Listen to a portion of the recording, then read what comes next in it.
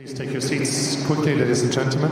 Thank you. Hello, ladies and gentlemen. Welcome to Tennis Weekly with Joel, Kim and Chris. On today's Tour Catch-Up, brought to you by the UTS Grand Final. Scintillating Swiatek secures the year-end number one ranking. Masterful Djokovic delivers his 7th Paris Masters crown. And the final 8 is set for the ATP Finals.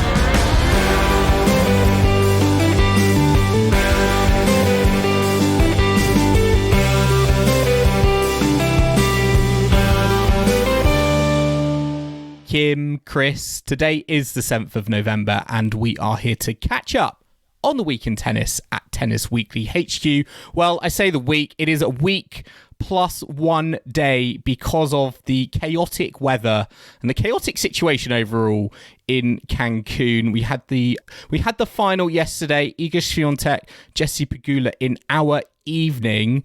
And we've had an extra day of the tennis world to take in.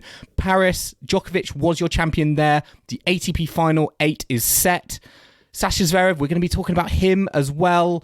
Wimbledon moving a step closer with their expansion. So yeah, lots and lots to talk about as usual. But oddly, guys, the thing that has been the top of our agenda this week has bizarrely been my commute home in order to get to recording. Yeah, I thought, Joel, when you said we were, 1 day later than usual, I thought you were going to say it's because your commute was so horrendous we had to delay it. It's always horrendous. Leaves on the line. Well, everyone who may not know, Joel tends to get the bus to and from his workplace, which is about 3 hours long. Look, Chris, I know everyone uses their bike. Why not in bike? Copenhagen? Yes. I'm Get just some not, exercise in. I am not confident on the cycle superhighway of London. What about an electric bike? That could be get you there quite quickly. Anyway, No. we've told Joel to use the train, and now Strikes he fear is in me. It didn't. It looked coming quite busy back. though, didn't it? in time Was it for the standing room podcast. only, Joel? Yeah. Well, that's a good thing. I am back. Yes, I did get the train. It was standing room only. But yeah, we are recording a little bit later than usual. But I feel like that is par, given the chaos and the madness that we've seen over the last week plus in Mexico. Yeah, it's been chaotic, but the end of the tournament was sort of quite quick and straightforward in the end, but we'll get to that in a bit, won't we? We've also got lots of other things going on. This coming week we've got the Billie Jean King Cup finals. That will never not be a mouthful to say that. But yeah, what's before we get into all the action from last week and look ahead to this week, what's been your kind of highlights from the last week on tour? Trains and buses and bikes aside, Joel, where have you been looking for your kind of fun and playful moments from the tennis tour this week? Well, it has actually been in Seville at the BJK Cup finals, and it was to do with Barbora Krejcikova and Katerina Siniakova, who weren't there to attend their team's press conference at the start of the event because they were in Cancun.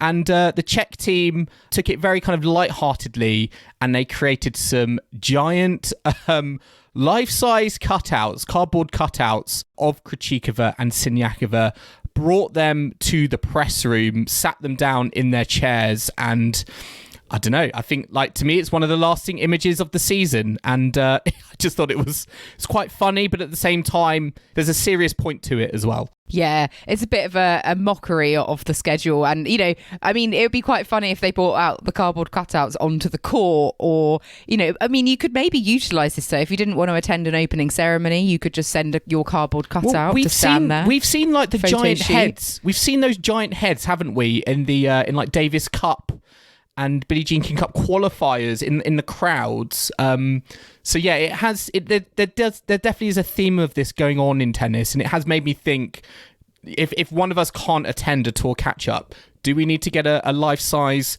cardboard cutout of one of us to put on the show? I'm not one sure. That can talk.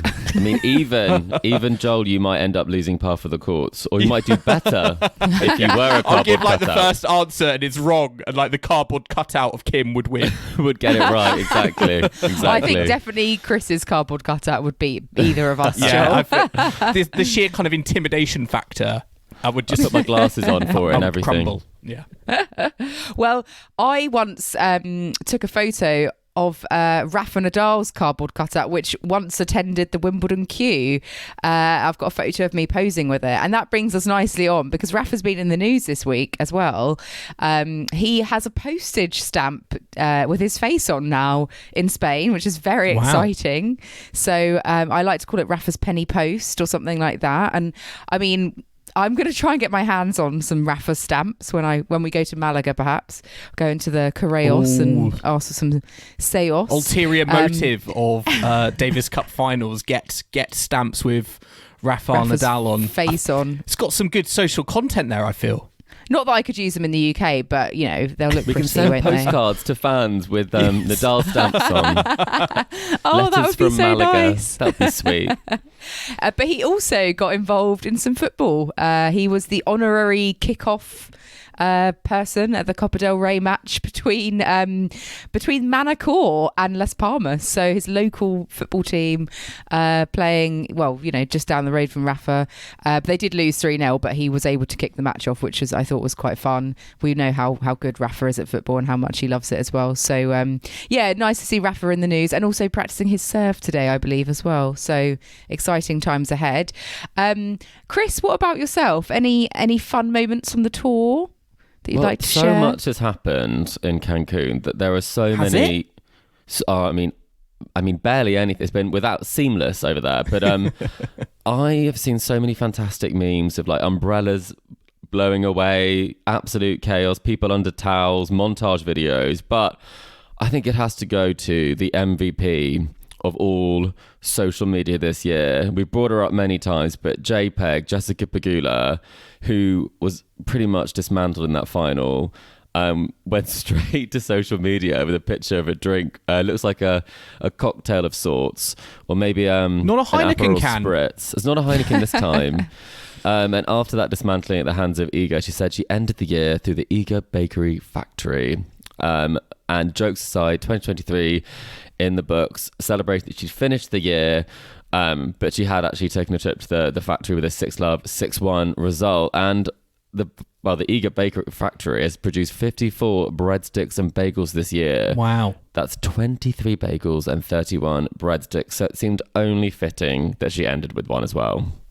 Yeah, I mean, I'm just a bit like sad that JPEG didn't put a big picture of like actual bagels up. She could have gone and got a breadstick, couldn't she? Breadsticks with the cocktail would have been. I'm just sad that we didn't get the DJ playing Cotton Eye Joe in the match against Swiatek in the final, because that had possibility written all over it. That would have been the only thing that had gone right by going wrong for the WTA Finals. I remember that song from school discos. It's quite a good laugh, isn't it? Anyway, that brings us on to the WTA Finals, because for those listeners who may not know what we're referring to, the final was a complete bakery showcase from Iga Swiatek. She won 6-1, 6-love over JPEG. Which is the most lopsided final in the whole history of this tournament. It's the fewest games dropped by a winner in the final ever, and also the fewest games dropped in the entirety of the week for the winner of this title. So, you know, Iga is continuing to break records at every tournament she plays, it seems. Chris, very serious question. Is this all because of the red dress? I think that red dress had main character energy, and I think that she knew when you make that decision. And the update that we did find out is that it was a case that there was a dress code, but she already bought the dress. So she said, you know what, I'm going to wear it anyway. And I think that attitude, of who cares, really kind of set her up perfectly for this tournament, because she said she wasn't really focused on the number one ranking. And it was a case that, that seemed to really help her, because she wasn't too fixated on it. She took a bit of a laid back attitude. Everyone's wearing white. Who cares? I've already got a dress. I'm going to wear it. So it feels like maybe Iga was a little bit more laid back in Cancun this time, because she seemed to just rebound from any situation she was in. And even what could have been an embarrassing moment of turning up in a red dress when everyone else is in white, she said didn't bother her at all. So seems like she's kind of brushing off the rest of the field as well as any of the potential problems on or off the court. Yeah, I feel having that, like, not only relaxed kind of mindset, but also just that confidence to not worry about what other people are doing or thinking of you. That has just held her in great stead. She's now got back the world number one ranking. She's won this title very comfortably, only dropping 20 games all week. And I think that's where Swiatek really excels, when she's not feeling that pressure and she's just able to kind of play her game and just kind of assert herself out there. And I mean, be honest though, were you really expecting this level of domination from her going into this event? As you said, Kim, 20 games dropped against all top 10 opponents. As good as Iga Swiatek is, and we've seen over the last couple of seasons, I still wasn't really expecting that result from her going into Cancun. I mean, I was expecting the win, I have to say. I did think that she would be kind of having to raise her game and make a point here, because there has been a few question marks. I honestly think it just showed that she is the player who can adapt best to very challenging conditions.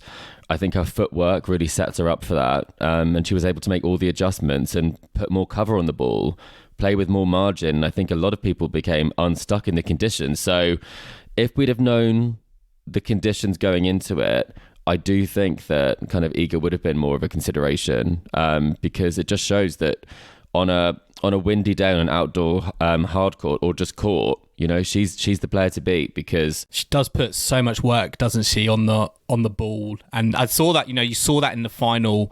She plays with such an extreme grip. And it was almost, I think, from Jessie Pegula's point of view, because the final, the conditions were perfect, really. They were probably some of the best conditions of the week. And Jessie Pegula was, I think, also a player who handled the conditions, the best in her group, got all the way through to the final. But when you put it on a level playing field with conditions out of the picture, Swiatek really was just a class apart. I mean, it was such a disappointing final from a neutral perspective for the fans, 59 minutes on court, and, JPEG, it was 1-1, and then Swiatek just ran away, 11 games on the trot. And actually, JPEG going into this, she'd won 2 of her matches against Iga this year.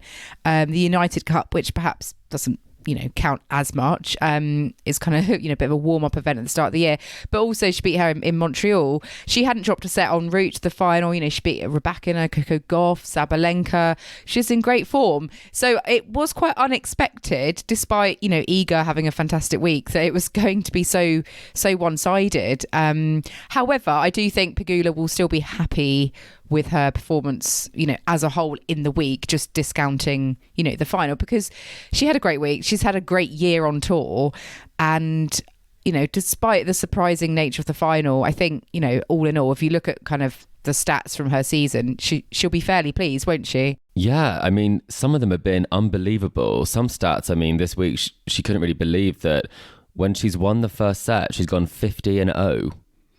So, if she loses that first set, then she should be worried, but she should take a lot of confidence when she does get a head start, because then things are going to go pretty well for her. And if you look at the way she's played this week, she played very well. I think she really did kind of out-hit Sabalenka at times, and it raised the question, people don't think that she is a big hitter, that she is this person who can do damage from the baseline in the same way as, for example, a Rybakina or a Sabalenka. And so I think kind of the question I'd ask you guys is this the season, despite kind of the hammering she received in the final, where Pegula cemented her spot at the top and as a contender? I mean, she hasn't been a contender at slams yet, but has she made a mark here? I'm still think the jury's out, to be honest. I'm still very consistent player. She's going to pick up tournaments throughout the year. But I just think there are players who have a better level than her. And I think there are players who have a better mindset and a more competitive mindset when it comes to these finals. And she almost kind of accepted, defeat. Whereas I think other players might be a little bit less happy and go away, and that, drive them and motivate them. But I feel like with Pegula, she's happy to just kind of go with the flow, and she almost needs a little bit more of an edge, I think, to come back and be like, right, I'm here, I'm ready, I want to take the next step? Because I certainly think there are, she's had a good season, but I certainly think there are higher peaks that she can climb in her game. And I think we're still yet to see that, particularly at the Grand Slam stage, where I think she should be expecting to reach a Grand Slam final next year. Yeah, she's been really consistent. Like, she hasn't dropped out of the top 5 all year, but that's a bit, it's kind of David Ferrer vibes, very consistent, but just never quite getting to the ultimate, top ranking. And I think she just needs to channel, that extra kind of, I don't know, ferocity, aggression, that edge. She needs to wear the red dress. She needs to be the one that's standing out. That's what we're looking for. When, compare her to Swiatek, who at the events that she's played this year, the Grand Slams, the Masters 1000 events, she has absolutely excelled, win, semi-final, final, I mean, that's what we're looking for. That's what you want. That's where you want to be. And you need to take, JPEG needs to take some learning. So how can she get from where she is now to, where Swiatek is ultimately? Not everyone can get there, though. Obviously, it's an elite pinnacle of the top of the sport that can do that, and it makes us appreciate those performances like Swiatek this week all the more for that. An interesting trivia for you both, actually. I said that Iga Swiatek was the most lopsided final, fewest games it dropped by a final, by a winner in the final. Can either of you give me the 2 finals where only 2 games were dropped from this tournament's history? That's any guesses? That's definitely a Chris question, not a Joel question. I can give you the years, 1983 and 2003. So maybe it happens every 20 years. Well, where we have an annihilation. I know who won the title in 2003, but who was that?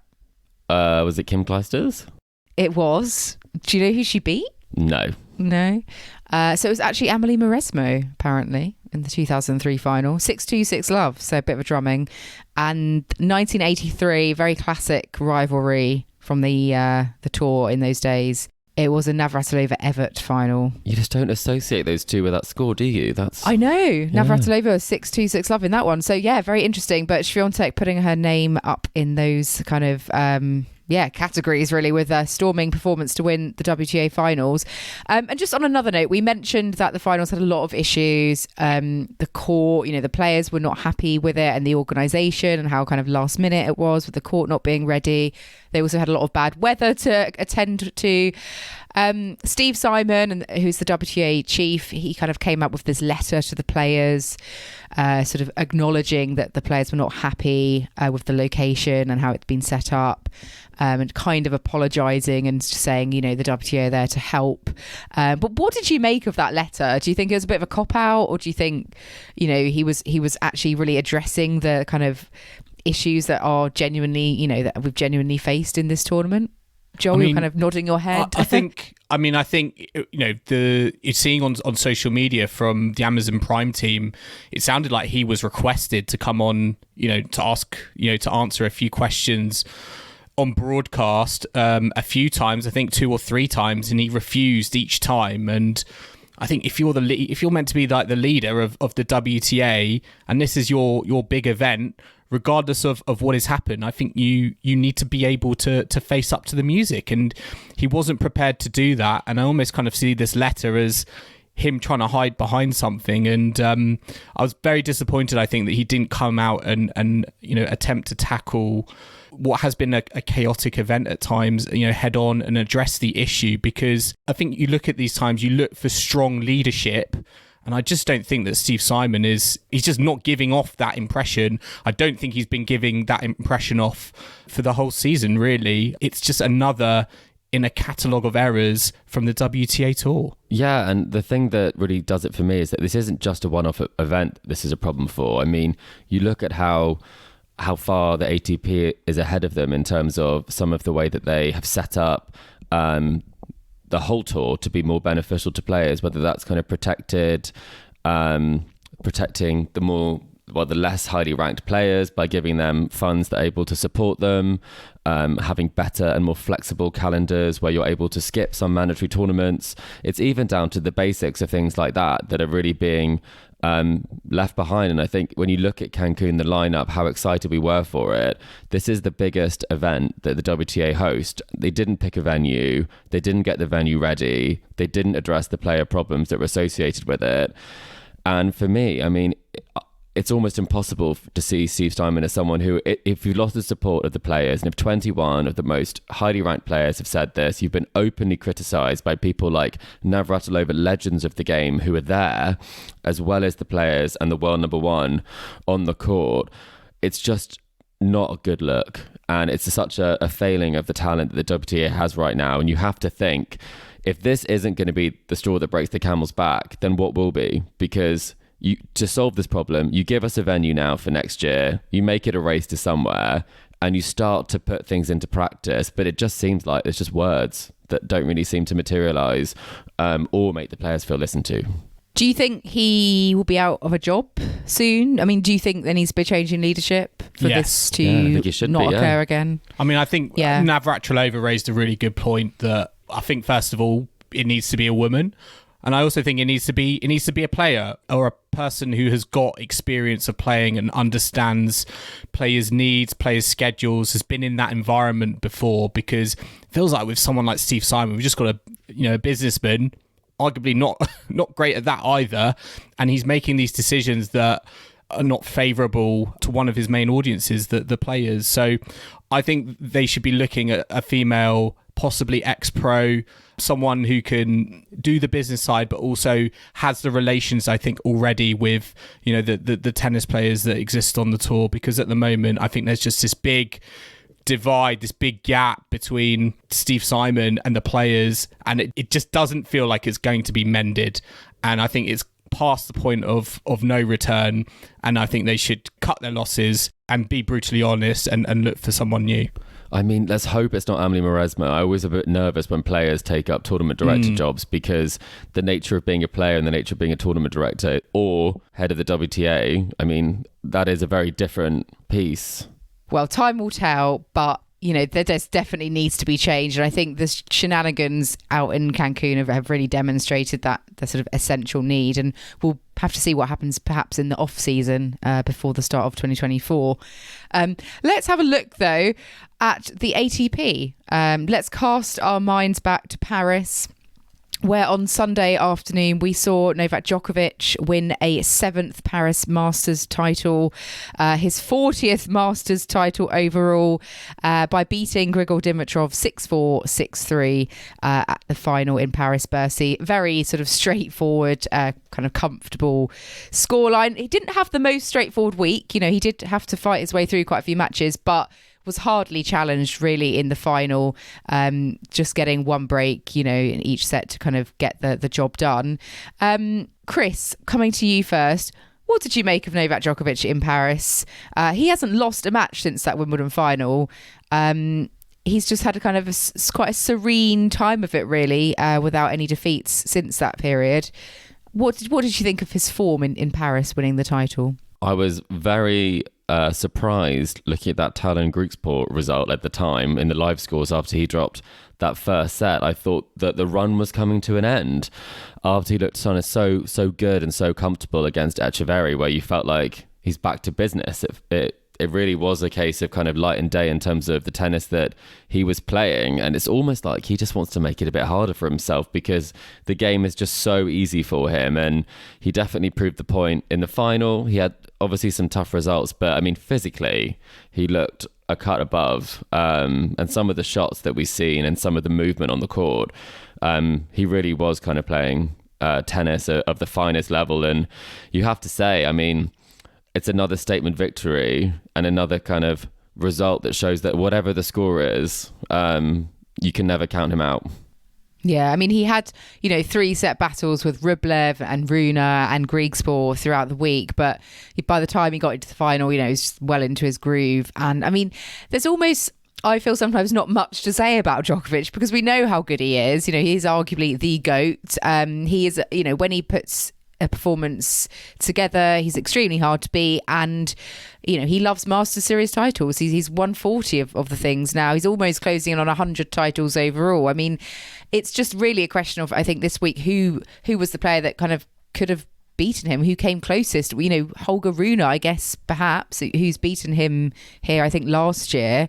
So knew he could do it, but Joel, did you see anyone really challenging Djokovic? Did you see Dimitrov having any chance come the final? Not particularly in the final. I think he just peppered his single-handed backhand. It's almost like he used the same strategy, I feel, that you would use against a Roger Federer. And I think with Dimitrov's backhand, the more and more you play to it, the more likely it's going to break down. I think it was a little bit disappointing because we've seen better tennis from Grigor Dimitrov. This week he's had some fantastic wins against Medvedev and Tsitsipas in that semi-final. Really clutch in that final set tiebreak, but Djokovic was just a level above, and I think there were chances for maybe kind of Rublev or even Rune to I'd actually say maybe more Rublev to pull out the victory. I mean, he was playing some fantastic tennis, like 2.5 sets. He was like going toe to toe with Djokovic, and it really came down to the very end where he had a poor service game, and as a result, Djokovic was able to come through. But I would actually say maybe even Griekspoor was, if there was going to be a time that Djokovic was going to be going out early, it would have been Griekspoor. Because, Chris, I know you said his run could have stopped there, but it was actually the runs that was the problem for Novak Djokovic, because he was having a few stomach issues. And in interview, he said, well, I'm not going to say it out loud, but he was not having his way with his stomach, and that was maybe he had some gluten. Could be that, he does live a gluten-free life. That was kind of one of the reasons he struggled to come through against Griekspoor. But it's imperious form from him, and he's just got such a great mentality that it's so impressive. I think after that Wimbledon result, the fact that we were talking about Carlos Alcaraz, the new era. Have we moved on from Novak Djokovic? Emphatically, no. You look at their win-loss records: 18-0, Alcaraz 15-6 since Wimbledon. It just shows that Djokovic, he had a tough defeat. He put it out of his mind. He got back on the horse, and it's been impressive. And it's hard to argue that he's not the clear favourite going into the Tour Finals in Turin. Oh, absolutely. I mean, Alcaraz lost to Roman Safulin in straight sets in his first match. I don't think he's 100% fit. No. I think, this is a time of the season when it's a long season. Djokovic has been there, done that before, countless times before. Carlos Alcaraz, I think, is still kind of going through the motions, particularly at this stage. And Safulin straight sets over the number 2 seed. That is not a result that you want going into Turin, where there's a lot of pressure and expectation on you. He's not the best on indoor hard, in fairness to him. And I think probably, he did prize himself out of a comeback at a 500 at a lower level the previous week. And I do think he should have tried to get some match practice heading into Paris, because especially it's not his favoured surface. He's much better outdoors. So I can understand, that this is like not the best result for him. But at the same time, it was pretty inspired. If anyone watched that match, I think they will see that was a very good performance. But again, from someone like Carlos Alcaraz, who was playing that sort of tennis like the Wimbledon final, I think maybe he will be a player that kind of ebbs and flows a bit more than he does kind of peak constantly like Djokovic. I think we have seen this, that he did obviously get injured at the end of last season, then he comes back and he wins another slam. So it feels like he does have great bounce back ability, if that is a phrase, and that he will obviously kind of get himself back into the mix. One thing I was going to say though from the final, and I'd love to get your take on this, Kim, was that Dimitrov was in tears after that result. And I was thinking he should be thrilled. I mean, he's made it to a Masters final. He's got a big paycheck coming, some fantastic ranking points. He's back in the top 15. And surely he can't have expected to beat Djokovic. I know. So it felt like that was kind of a funny one, because maybe JPEG brushed it off a little bit too easily. But I think Dimitrov took it a bit too much to heart, that defeat. I mean, I thought it was a fantastic week. And Carlos Alcaraz wasn't crying after that match, but Dimitrov was after the final. Yeah, I mean, I think maybe it was a bit delusional if he thought he could win it. But then, at the same time, you want players to go on to court believing they can do it. Otherwise, you've got no chance. So I felt a bit harsh saying that. But I think, he alluded to stuff that had been going on and off the court through the past few months. So, we don't know the full story behind it, I suppose. And it is a fantastic finish to his season. And coming up second best in a Masters final to Djokovic is, nothing to be ashamed of. So cry before the final that you have to face Djokovic, is what I say. Yeah, but it was only his second Masters final, which I guess we forget because, Dimitrov has been around ages now, but just has never been able to get to where many people thought he could. Wrong era, I think, really is one of the reasons. But yeah, it's lovely to see him get to that stage and have those good wins throughout the week as well. And one player that we were looking at who potentially was, going to play very well here was Jannik Sinner as well, but he had to actually withdraw from the tournament because he had such a late finish up against Mackenzie McDonald, and then was scheduled to play Alex de Minaur the very same day, and it was just a real bad scheduling from the Paris organisers. They seem to have a habit of cramming as many matches as they possibly can in on the main court with quite a late start time. It's almost like a dare or a bet. It's like, let's see how many matches we can get in. Let's see how late we can finish. Yes. It's a bit like, I always find whenever you're at Gare du Nord and you're boarding the Eurostar, it's like it's the first time a train has gone because it's always chaos. And I feel like maybe they just forget. They do a factory reset that last night they finished at something like 2:37 a.m. I think the match ended, and they're like, you know what, let's just go again. Let's just see if we can get through another 6 matches, because his match started at 12:20 in the morning. It ended, that was 2:37 a.m. He got to bed at 5 a.m. He withdrew from the tournament at 2 p.m. and he was scheduled to play at 4:30 p.m. And you just think, obscene. We've seen this before. We saw it happen to Rybakina early in the season. And it's just not in anyone's interest because Sinner is a big crowd draw. He's very popular. And I think a lot of people wanted to see him play in Paris and play well there. So, they've got to change the scheduling. And I'm not sure how many times on this podcast we can talk about scheduling because... Not enough. They never learn. They never learn, do they? And I just think it's such a problem because...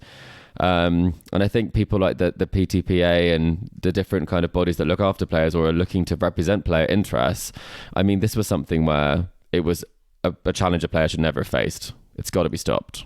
Start the matches earlier, get another court that you can use, or just, the bloke that finished so late the night before, do not schedule him in the afternoon. Schedule him at least for the next night match. Appreciate they've got lots of matches to schedule, but it is a bit of a joke, and we saw other players speaking out about that, how Sinner was affected, but also how they were also affected themselves. Like Rublev was also speaking about it, and it's just not clever for the players, is it? It's funny how tennis at elite level sport, I feel like tennis is the only sport that asks like the top ranked players to play at non-optimum times past midnight, and it does really it just needs to be sorted because it's just not good for anyone. And you talk about the fans as well. This was, there was a day session and a night session, and the fans who are paying for these night session tickets, they might have work the next day. They might not be able to stay past midnight till 3 a.m. And are they getting the most value for their ticket? Probably not, because they're only getting one set, one match, and I'll have to go home. So I think there's just needs from the player perspective, from the fan perspective. This experience just stinks, I think, and it needs to get sharper. And I think it's not just this tournament. There are other examples as well, but it's just very frustrating, isn't it? I think it also puts into context how, I guess, superhuman tennis players are sometimes, because, if you think about footballers, they moan sometimes when they've got, like 2 matches in 4 days or something. And that's a team game, and even having a day off in between seems like a luxury. And these tennis players are expected to play sometimes, 2 matches per day. So I think it really does go to show how, supremely fit tennis players are and how physically demanding the sport is, I think, compared to other top level sports that are, incredibly famous and highly kind of global and money making. I think tennis players are, the supreme athletes. But yeah, we had the ATP Masters in Paris. Djokovic has won them despite all the scheduling issues. We now have the final 8 set for Turin. We have obviously Djokovic, Alcaraz, Medvedev, Rublev, Sinner, Tsitsipas, Zverev and Rune. Where are your thoughts at, with this final 8 that we've got? How does it compare to last year, do you think? And I guess who is Djokovic, the standout? Do you think there's anyone that could contend realistically for this title, Chris? I mean, you don't bet against Novak Djokovic in this sort of form. I think there are some players that could potentially challenge him. I think it's gonna be someone like Sinner, I think, that might push him. I really don't think that it's going to be like a Medvedev based on some of the previous form that we've seen at the end of season championships. Chris, you say that. I mean, Djokovic has only had one hard court defeat this year, and that was to Daniil Medvedev. I mean, it's not indoor hard, I assume, that match. I can't remember where that was played, but I just think that it's gonna come from an inspired performance if it does. But for me, I think I wouldn't bet against Djokovic, and I think there was a little bit of making up the numbers when it comes to this. And I think you've just used my phrase. Sorry, Joel, you can say it now. Do you think there's making up the numbers? There's a little bit of making up the numbers, I think, in the final 8. I think Zverev, where did that come from? As a result, I honestly sort of see, if we look at the whole season, I actually think there's a little bit of a divide here, and I think you've got your 4 of Djokovic, Alcaraz, Medvedev, and Sinner, who have been fantastic this season, and then I think you've got kind of the best of the rest. Arguably, maybe Tsitsipas, is in the middle, but yeah, I think maybe there's a little bit of a gap between those 4 and the rest.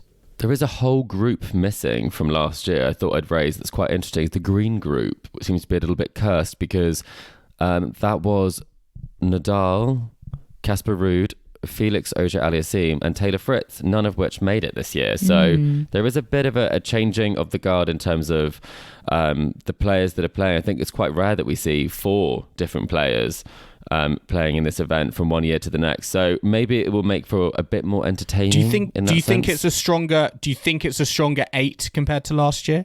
From a names perspective, I think everyone is very much aware of them. I think Taylor Fritz was a bit newer to the party, so was Felix. So I'd say that there are a couple of people who have made it previously, like Zverev, who's obviously won it previously. So I think it's probably is a stronger lineup from a ticket sales perspective, but I kind of feel like it's still is 4 players, as you say, Joel. I do think. What about you, Kim? Come on, make a wonderful prediction. No Rafa, so not enough Spaniards for my liking. Only the one Spaniard, but yeah, Alcaraz was not there last year. He was injured, but he had qualified but could not play due to injury. I think I agree with that kind of. I think that the winner is going to come from that 4 that Joel sort of specified. But I think ultimately, you can't really look beyond Djokovic, possibly Medvedev, Alcaraz, Sinner. But I'd be very much surprised if we suddenly saw Zverev go on a run. But stranger things have happened, so we will see. I think though, like if I was comparing it to the WTA Final 8, I would say that Final 8 was stronger, more competitive. But then look what we've just seen, Swiatek dominating. So this may very well spring a surprise. I don't know. But what I do know is that we're going to take a very quick break now. But do join us, everyone, in the second half, where we will be discovering and discussing further developments in the Sasha Zverev domestic abuse allegations. We'll be looking at Wimbledon's expansion, which is moving a step closer in their plans. And we'll also be looking at all the action to come this week on the tour, including the Billie Jean King Cup Finals in Seville. So do not go anywhere.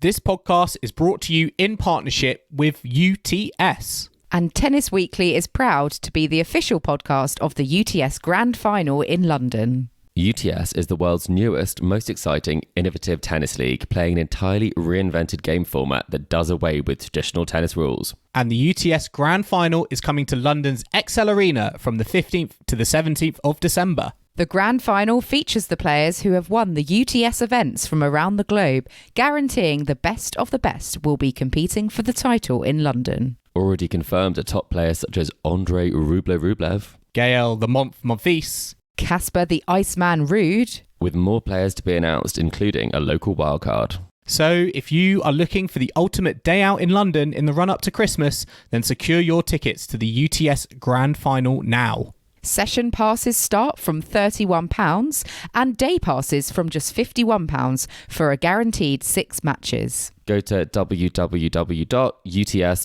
for more information or use the link in the description to purchase your tickets now. We look forward to seeing you there.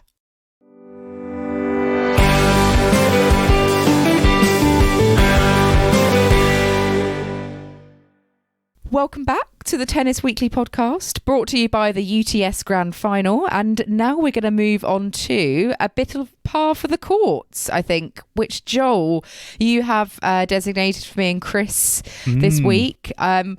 Chris, if you want to use your cardboard cutout right now, that would be appreciated.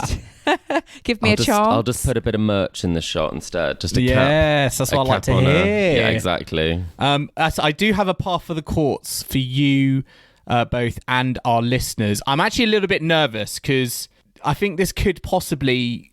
A long one?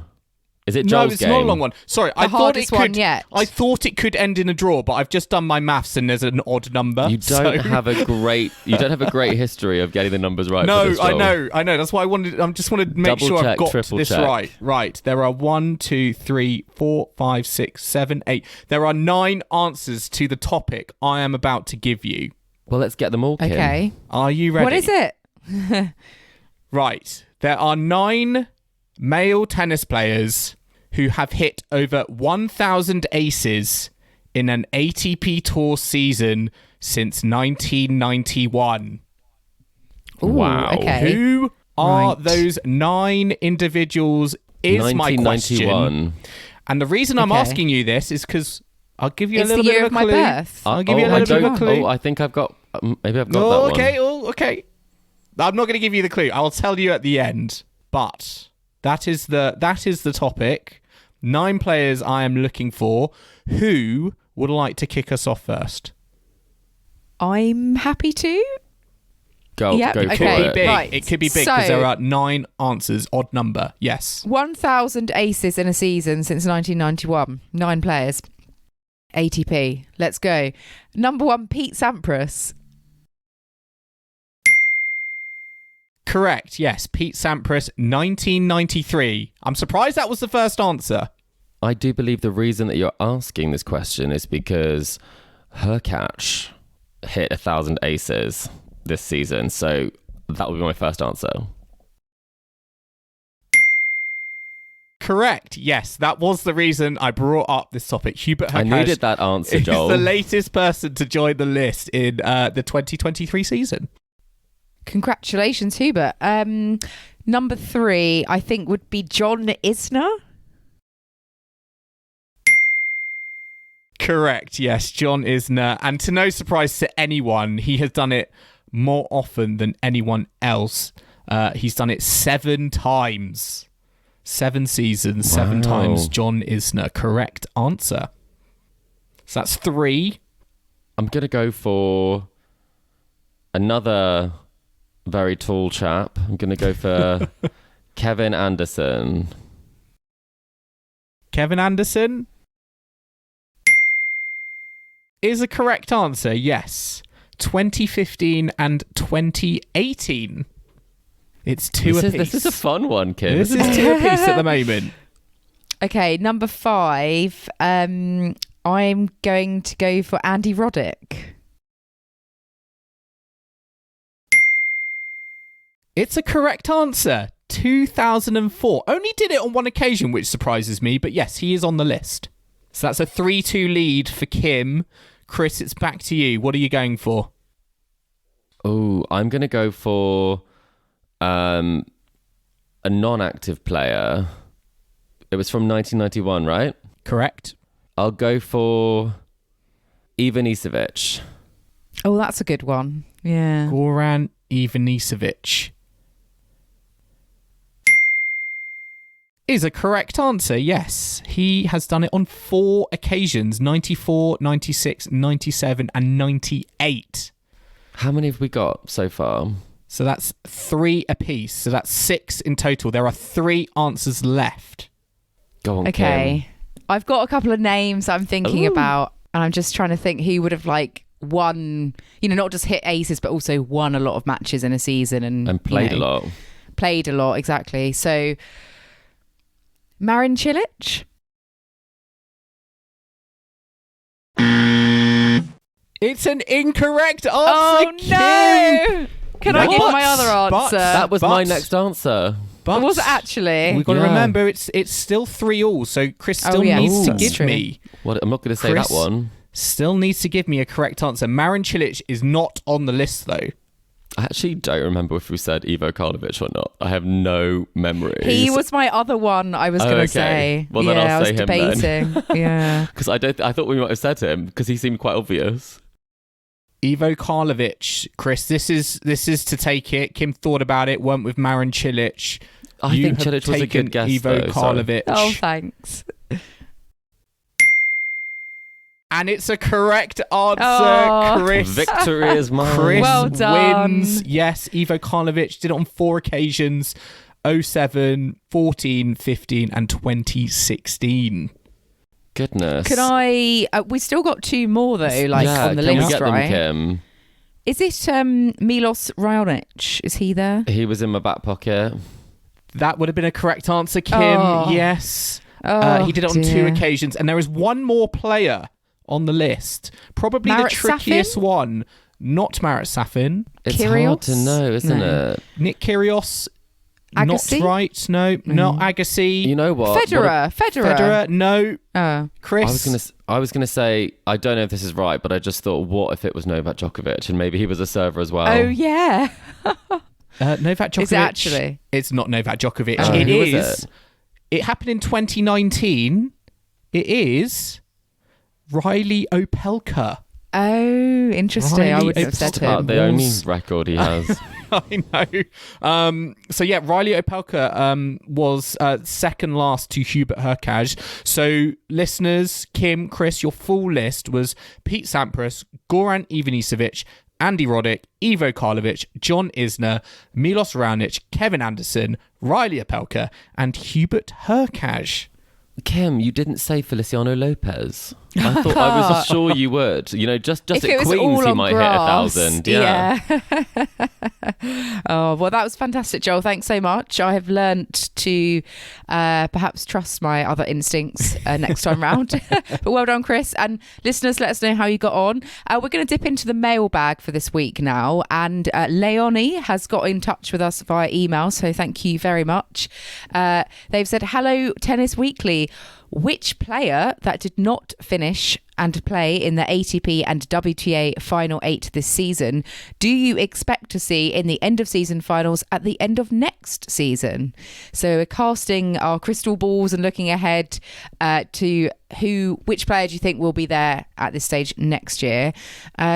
Joel, who are your picks for both the WTA and the ATP? Well, I mean, there's only one clear answer for me on the WTA tour. and Emma that's Raducanu.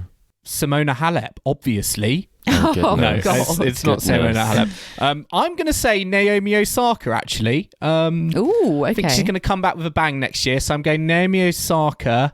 And then on the ATP side, I'm going Ben Shelton. I think he's ready. That's a I good think he's guess. going to make a big crack at the top 8 next season. So yeah, I'm going Osaka and Shelton. Nice. Yeah, I can see both of those. Solid guesses. Chris? Well, I mean, I think it's pretty obvious if you ask me. It's Emma Raducanu. going to be Manarino, I was going to say. You know, Manarino. without the man is only going up in the rankings. No, on a serious note, I have also gone from the French contingent. I do think that Arthur Fils is going to be in with a good season. I really rate him. Top I 8, think, though. I think he's going to Interesting. have an Alcaraz-esque season. I think he's got the weapons. He hasn't got the head for it just yet, but hugely impressed with his physicality. And I'm going to go for Svitolina because she's going to play a full season. She's been pushing at the big events and she took a title home. I was tempted by Wozniacki, but I also don't think that will happen. I think it's going to be really tough. Muguruza? There's signs she's picked up a racket, but not enough for you. I don't know. Kim, what do you reckon? Well, yeah, she does seem to be quite active at fashion events at the moment on social media, Muguruza. I'd love to see her back, and Rafa as well. You know, Ooh. He's obviously going to be retiring next year. You so wanted more Spaniards. maybe he will, be able to get to the final eight. However, I think that's very ambitious. So all Spaniards aside, I would say maybe... And these are the two players I like to predict: Seb Korda or Hubert Hurkacz. Of course, Seb Korda, of course. You love him. Seb Korda going to be fit at that end of the season, is he? If he can get his fitness up and injury free. And then I've gone for the WTA, maybe Qin Wenzheng, because I think she's pushing, she's pressing, so I think that's viable. But I mean, really, we know who's going to be there: Djokovic, Alcaraz. It's more a case of who's going to be in that kind of 7th, 8th place. I think Chris, that's really exciting. Ever since you said Adrian Manarino, I just keep thinking he would be a shoo-in if there was a Zhuhai Elite Trophy on the men's side. I think Manarino would take that. I think. I think that would be dominated by the French players. It's like almost the national competition. It would be, because I mean, there's been some great results on the tour from that. And maybe we could get Dimitrov there just so that he can end the season happy, if there was a Zhuhai for them at the end of season Elite Trophy. I would love to see, instead of Battle of the Brits, a Battle of the French, so that the French number one ranking can be fought out. Let's get in touch with the French Tennis Federation, Kim. Yeah. I know they're always short of a bit of money, so pitch that event to them. Where do you think it should be hosted? Maybe a neutral location? Yeah, exactly. Croydon. Yeah. Be lovely. On the clay courts of Croydon. Oh, yes. Yeah. Le Croydon. Anyway. Oui, oui. Let's talk about the news this week, because we've had some, on a more serious note, some sort of updates in the kind of domestic abuse allegations against Sasha Zverev. Essentially, he has been fined €450,000 and issued with a penalty order by a German court. And this all relates to allegations by an ex-girlfriend of his of abuse. And there was a trial in Berlin, and he's been issued with this penalty order, which he has said that he is going to protest against it. He's not happy with the outcome. He has the right to contest it, and it's likely to lead to a more public kind of trial. But obviously very unsavoury allegations. We've talked about these quite a while ago when they first were raised on the podcast, and it's been a bit kind of in the background, but obviously updates coming out this week. Chris, what do you make of this news? Obviously Zverev has told the world and the media that he intends to fight this penalty order, but what do you make of the latest in this case?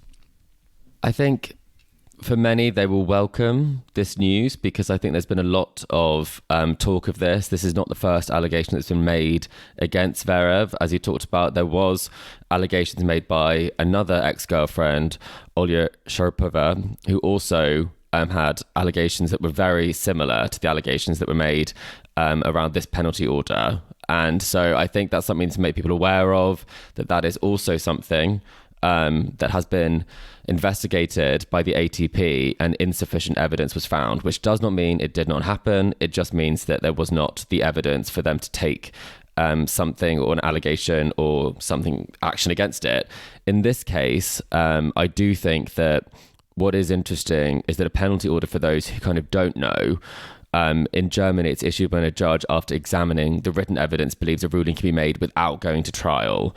And the defendant has the right to contest the penalty order, which will likely lead to a public trial. And if you don't contest it, then you pay the penalty order, and then it will go down as saying that you have actually committed the crime that is being spoken about here in the accusation. So it doesn't necessarily look very positive in this sense if you are a Zverev supporter, because judges wouldn't make this decision if there wasn't what they believe to be enough evidence for it not to go to court. So I think it's very good that it's being taken seriously. I do think that, once again, we are seeing similar comments from lawyers in a similar way that we saw for the Halep case, but they said that they had an expert who has said that this is kind of completely impossible. I think he said incomprehensible and contradictory by a medical report from a Berlin doctor. And I think it does scream of making a lot of noise and denying things, but there hasn't been a lot that has actually addressed this. And it is allegations that do follow him. So I think it'll be very interesting to see what happens. And I also think it's very interesting to see what action is taken and how he will be received differently on the tour, because it does seem like there is more than just allegations here. I think it does seem like there is enough for obviously a penalty ruling in this case. So we hope the tour takes it seriously. And again, in the German system, you are innocent until you have been to trial now. So that's something that we should also make our listeners aware of, that he has not been convicted of this. Yeah, and I wonder, if it got to the stage of maybe imprisonment, after a public trial. I mean, I don't know. Would he be sent to? I mean, if it got that to that extent. And also, we also haven't seen anything from the ATP, which I think has been a real big issue throughout this, is that the fact that they've remained silent on this issue, and it's kind of gone under the covers, and it's all been a bit awkward, hasn't it? So again, they're remaining in that sort of state of mind, I think. I mean, how do you feel about, because Zverev is going to be in Turin in the ATP Final 8, and we've had this come through. From his point of view, it sounds like you do not want this to go to a public trial, because then it could get very, very potentially very, very ugly for you.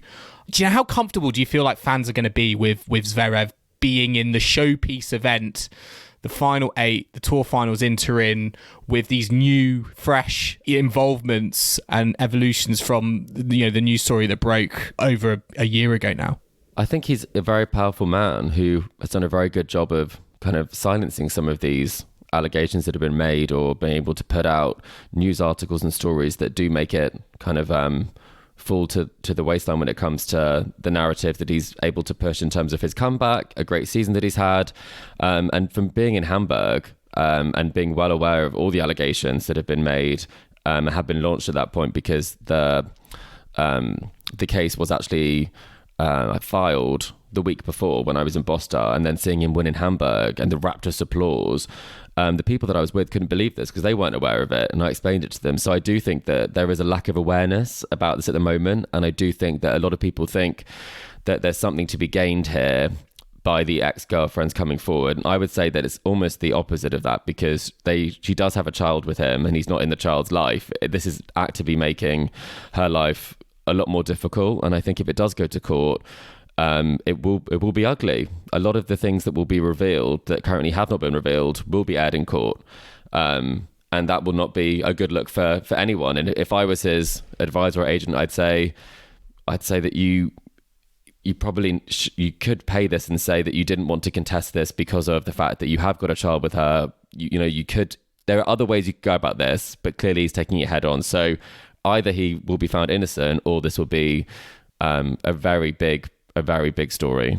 We'll have to wait for further updates in this case, and see what happens and how he is received in light of this, when it comes to Turin. In other news, recently we did have Wimbledon announcing their very ambitious expansion plans, which is going to involve dramatically expanding the size of the site and the capacity of the site that they currently have. They're almost going to triple their grounds in size. Essentially, a couple of years ago, they bought out the lease of the Wimbledon Park Golf Club, which is kind of over the road.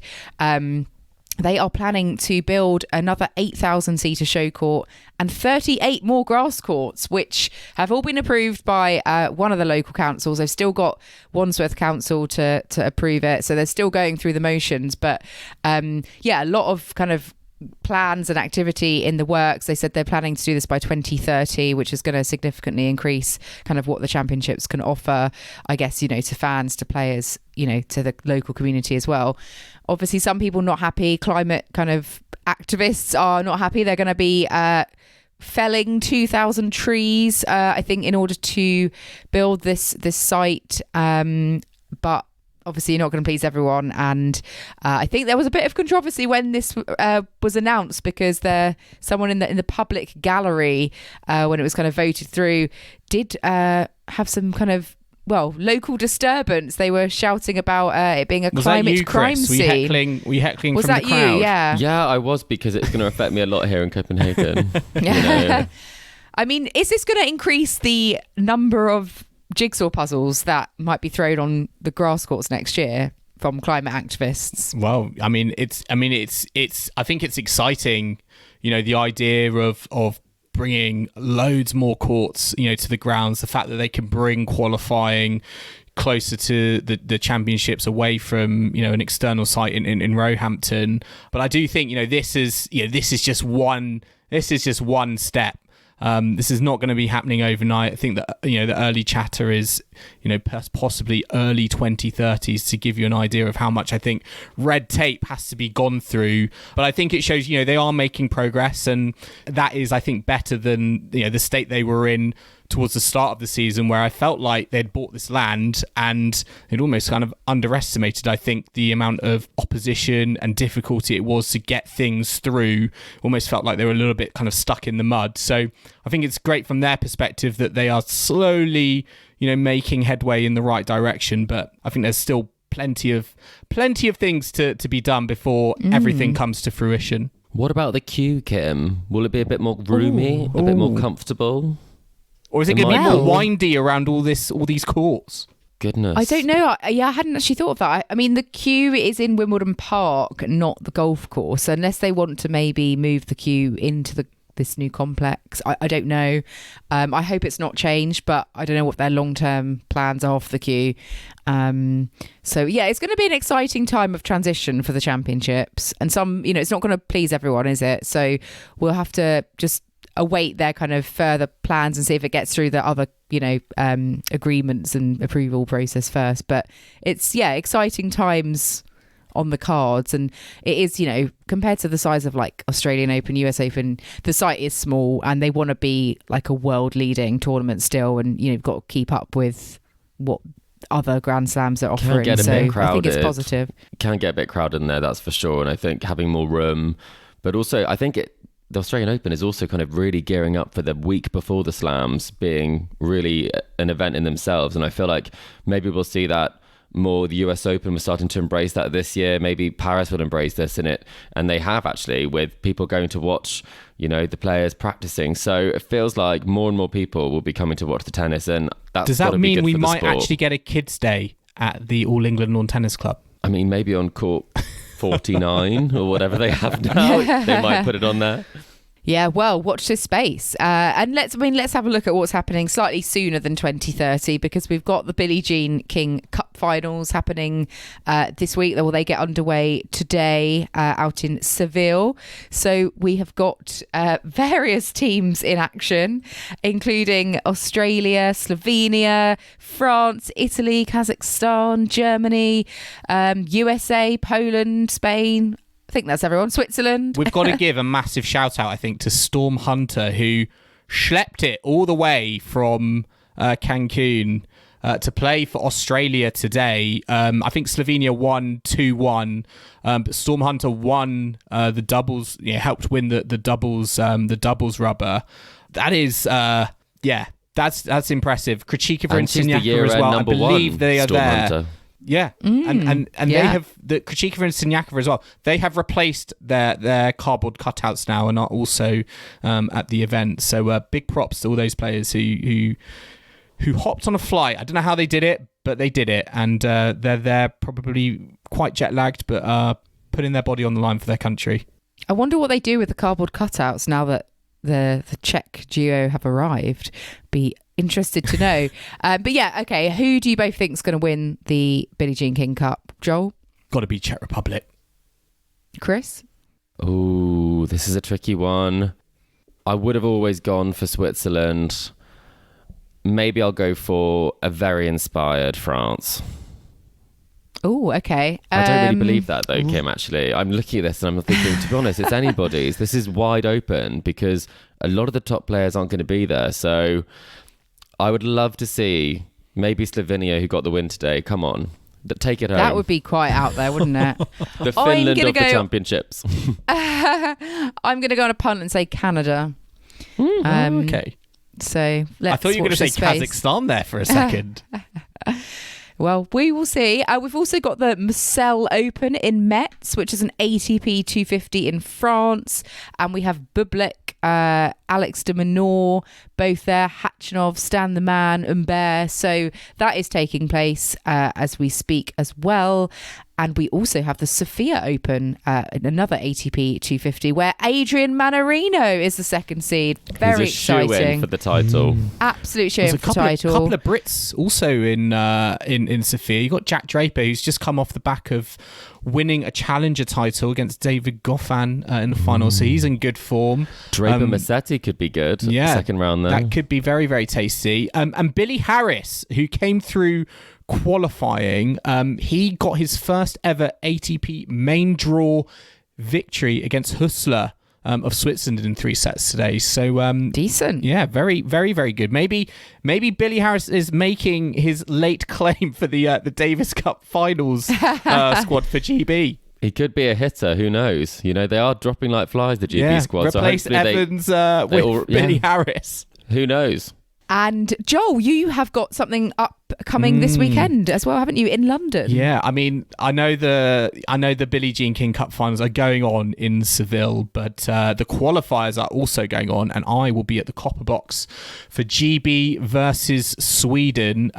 So if any of our listeners are there, I will be about. I'm probably going to be wearing my Tennis Weekly white hat, which you might be able to spot me with. But Say hello to him. He needs the attention, yes, fans. I'm very excited. I'm very excited. I mean, I'm hoping for a GB victory. We've got on paper, we have a stronger team. So I'm expecting us to, knock on wood, but we should get the job done quite easily. I'm not expecting this to go down to a final rubber. I really think we should be pulling out the victory in the singles and not letting it go to the doubles. Well, Miriam Bjorkman begs to differ. Well, yes, it'll be very exciting. Have some cinnamon rolls at the ready, you know, all the Swedish food. I mean, I don't know, Chris, you can tell us about Swedish food. You must have it quite a lot. Yes, I know you're in Copenhagen, but it's very close. Than it is cinnamon, I would say, when it comes to the bun side of things. That's exciting. They also like a chocolate mud cake, so that could be something you might enjoy there. Okay. Well, maybe I'll go over to all the Swedish fans and ask them for some great of their cuisine. Snacks and great sweets, especially on Saturday. It's the day they all eat sweets, the only day of the week. And also excitingly, we've got an interview with Patrick Muratoglu from UTS, the curator of UTS this week. So we've got that to look forward to. I don't know how that's going to come out for our listeners at the moment, but rest assured we've got a very exciting slot with him. We've got a few questions lined up for him. So we're also, looking forward to that, aren't we? We are, and we'll be back next week to round up all of the Billie Jean King Cup final action, Joel's trip to the Copper Box, and the 250s as well, where we hope to celebrate Mannarino winning another title. Well, exactly that. Listeners, I hope you've enjoyed our latest episode of the Tennis Weekly podcast. Remember to subscribe to us to stay up to date on all the action still to come from the ATP and WTA tours. We're on Apple Podcasts, Spotify, and all major podcasting platforms out there. And if you like what you're hearing, then do make sure to leave us a rating and review on Apple Podcasts or Spotify. You can also follow us on social media or email the show. We're on Facebook, Instagram, TikTok, YouTube, and X. And the handle for that is Tennis Weekly Pod. You can purchase Tennis Weekly merch at etsy.com/shop/tennisweeklypodcast. You can also email the show tennisweeklypod@gmail.com or check out our website tennisweekly.co.uk. And we will be back next week at Tennis Weekly HQ for our next tour catch-up, brought to you by the UTS Grand Final. So I hope you can join us for that. But in the meantime, it's goodbye from Kim. Goodbye. It's goodbye from Chris. Goodbye. And it's goodbye from me. We'll see you again soon.